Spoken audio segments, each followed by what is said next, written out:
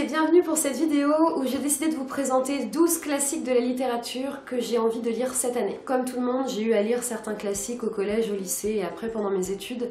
Cependant, ma culture en termes de classiques littéraires est très pauvre et du coup j'ai envie, bien que ce soit pas un genre vers lequel je vais automatiquement, il y a beaucoup de livres reconnus comme des classiques que j'ai envie de découvrir depuis super longtemps. Du coup, je me challenge et je vais essayer d'en lire au moins un par mois minimum. Il y a certains de ces classiques que j'ai avec moi, soit parce qu'ils traînent dans ma palle depuis longtemps, soit parce que je viens d'aller les acheter, et il y en a quelques autres que je n'ai pas, mais du coup j'essaierai de vous mettre une petite illustration avec le titre. Le premier classique évidemment que je veux lire, c'est Les Misérables. Alors ici j'ai la version abrégée, je crois que ça appartient à ma copine Doom et que je l'ai depuis le lycée, donc Doom, si tu veux récupérer un jour, fais-moi signe. Évidemment, Les Misérables, je n'ai jamais lu de Victor Hugo et ça me semble obligatoire de lire celui-ci. Surtout qu'à l'époque j'étais tombée dessus au brevet, donc voilà, j'étais passée sur un extrait qui parlait de Jean Valjean et je n'ai jamais lu l'histoire. Qu'est-ce que j'attends des Misérables? J'espère être conquis par l'histoire autant que le sont les gens. Les Misérables est un titre qui revient souvent quand on dit qu'est-ce que t'as aimé comme classique? J'entends souvent Les Misérables de Hugo, voyons. Donc voilà, j'ai aussi envie, moi, de pouvoir dire Les Misérables de Hugo. J'ai envie de relire un petit peu de théâtre et pour ça, j'ai choisi de lire Phèdre sous le format de la bande dessinée. Voilà, donc là, c'est Phèdre en BD aux éditions Petit à Petit. Pourquoi Phèdre? En fait, parce que je ne l'ai jamais lu et que en théâtre, cette année, j'ai lu quelques extraits et que ça m'a donné trop envie et que je l'avais en BD à la maison, donc c'est le moment. Phèdre, c'est évidemment une histoire dramatique car ça fait partie de la mythologie et la mythologie sont rarement des histoires joyeuses. Si je ne me trompe pas, Phèdre, c'est l'histoire d'une femme qui va tomber amoureuse du fils de son mari, Thésée. Je n'en sais pas plus, mais j'ai hâte de découvrir la suite et de le découvrir sous format BD. Ça rend quand même la chose un peu moins fastidieuse à lire que les textes de théâtre classiques en général. J'ai ensuite envie de découvrir À l'Ouest, rien de nouveau de Éric Maria Remarque. Alors ce livre-là, c'est depuis le collège que j'en entends parler et je l'ai trouvé chez un bouquiniste à Nantes au mois d'octobre. Ça raconte évidemment le quotidien d'un Allemand pendant la Première Guerre mondiale. Donc pareil, il est assez court. Donc celui-là m'inquiète pas trop, surtout que je suis assez passionnée des conflits mondiaux, donc ça devrait le faire.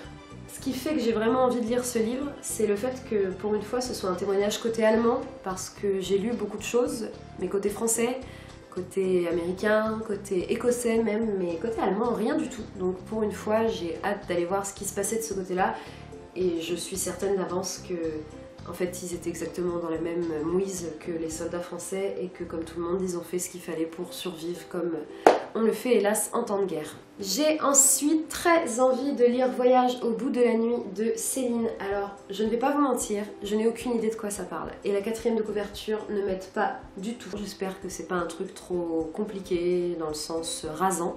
J'espère que ça va être passionnant et que ça va me questionner comme un classique est censé le faire. Ensuite, j'avais depuis très longtemps envie de découvrir du Ernest Hemingway et j'ai choisi Pour qui sonne le glas. Juste parce que le titre me tentait plus que Le vieil homme et la mer. Je sais que Le vieil homme et la mer est à lire, si celui-là me plaît, ce sera le prochain. J'ai ensuite envie de lire Geisha. Du coup, ce sont les mémoires d'une geisha de Arthur Golden. Comme vous voyez, ce livre est bousillé. Pourquoi? Parce que je l'ai depuis le lycée. Je l'avais récupéré chez un bouquiniste de Rouen et qu'il a survécu à toutes les soirées dans mes différents appartements étudiants. Donc voilà, il a reçu quelques éclats de bière, le pauvre. Celui-là, j'ai hâte de le lire parce que si je l'ai acheté au lycée, c'était pas pour rien. Je me rappelle que je l'avais commencé, mais à l'époque, ce qui m'avait bloqué, c'était la longueur du début. Nous allons découvrir le quotidien d'une petite fille qui, dès son plus jeune âge, va être formée et entraînée à être une geisha. Une geisha, ce sont évidemment les femmes de plaisir japonaises. Pourquoi j'ai hâte de le lire? Déjà parce que c'est une problématique féministe qui m'intéresse beaucoup. Ensuite parce que je ne connais pas grand chose à la culture japonaise et que c'est un pays qui m'intrigue de plus en plus. Donc je suppose que les geishas étant des dames de compagnie, elles apprenaient tout. Je vais apprendre plein de choses sur les coiffures, les tenues, l'art de servir le thé, l'art de bien tenir sa maison, les danses, les chants. Donc ça me plaît beaucoup. Et aussi ça se passe juste avant la Seconde Guerre mondiale et ça m'intéresse beaucoup aussi de voir comment ça se passait au Japon à ce moment-là. Voilà, c'est toujours les mêmes points de vue, on a toujours les points de vue français, américains, anglais, parfois russes. Et là, ce qui m'intéresse, c'est de savoir comment ça se passait au Japon avant la guerre et du coup, qu'est-ce qui va se passer pendant cette guerre sous le regard en plus d'une jeune femme qui va faire de son mieux pour s'en sortir dans son quotidien de geisha. Un autre auteur que j'ai envie de découvrir depuis longtemps, c'est Stefan Zweig, et du coup j'ai retrouvé deux nouvelles, Le joueur d'échecs, qui est donc le classique que j'ai envie de lire, et avec il y a Lettre d'une inconnue. Pourquoi j'ai envie de lire du Stefan Zweig? Parce que j'entends que du bien de ses bouquins.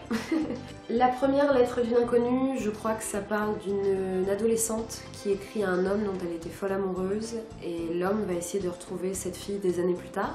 Et le joueur d'échecs, il me semble que c'est sur une partie d'échecs entre deux personnes qui ont des caractères, des modes de vie et de pensée totalement opposés.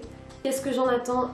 J'attends de découvrir enfin la fameuse plume de Stefan Zweig, parce que Dieu sait que j'en entends du bien et par tout le monde. J'aimerais comprendre pourquoi la nouvelle Le joueur d'échecs est aussi connue. J'en attends des discours passionnés entre ces deux personnages que tout oppose. J'aime beaucoup aussi le format des nouvelles, car ça permet de découvrir plein de petites histoires, c'est un petit peu comme les contes en fait. On découvre plein de petites histoires, il y a le fait que ce soit le même auteur, donc il y a des concordances et des ressemblances dans la plume, dans la manière de raconter le récit, de mener son récit plutôt. Et en même temps, à chaque fois ce sont des histoires très originales, très courtes, comme quoi on n'est pas obligé de faire un pavé de 500 pages pour passionner les lecteurs et pour marquer l'histoire. Il est vraiment temps que je me lance dans la lecture de Orgueil et préjugés de Jane Austen, et du coup moi j'ai choisi la version illustrée par Margot Motin, voilà, donc c'est mon père qui me l'a donné, merci papa. Alors, Orgueil et préjugés, j'ai envie de le lire juste parce que Jane Austen, je pense que c'est une autrice qu'il faut avoir lu. J'en attends de découvrir la société de l'époque, les coutumes de l'époque, le mode de vie de l'époque. J'en attends aussi une histoire d'amour, forcément, car Monsieur Darcy, j'en ai entendu parler sans même savoir qui c'est. Le fait que ce soit l'édition illustrée par Margot Motin, qui est une de mes illustratrices préférées, va faire que ça va peut-être rendre le récit un peu moins lourd, car Orgueil et préjugés, c'est quand même un roman assez conséquent. J'ai vraiment envie de découvrir ce bouquin, et peut-être que en fait Jane Austen c'est fait pour moi. J'ai toujours eu comme image que les romans de Jane Austen c'était des trucs très fleur bleue, assez ennuyeux, qui parle de mariage arrangé et de discussions autour du thé, voilà. Mais bon, depuis que j'aime Downton Abbey, je suis prête à tout aimer, donc ça se trouve je vais revenir sur mes préjugés. Alors, les deux derniers que j'ai envie de lire, je ne les ai pas avec moi. Le premier c'est Le Petit Prince d'Antoine de Saint-Exupéry, déjà parce que je vis à Lyon, qu'il y a des statues et des hommages au Petit Prince partout dans le Vieux-Lyon et que je ne l'ai jamais lu.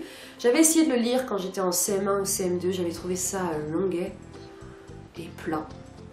Et en fait, c'est ma copine Charlotte, qui est prof de français, qui m'en a parlé comme étant une véritable révélation pour elle. Je pense qu'il est temps que je comprenne pourquoi un petit garçon qui demande à ce qu'on lui dessine un mouton crée autant d'émotions dans le monde entier.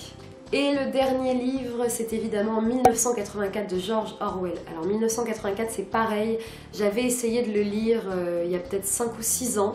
Je trouvais que c'était long à démarrer. J'avais abandonné, mais l'année dernière, j'ai lu La ferme des animaux de George Orwell, que j'ai adoré.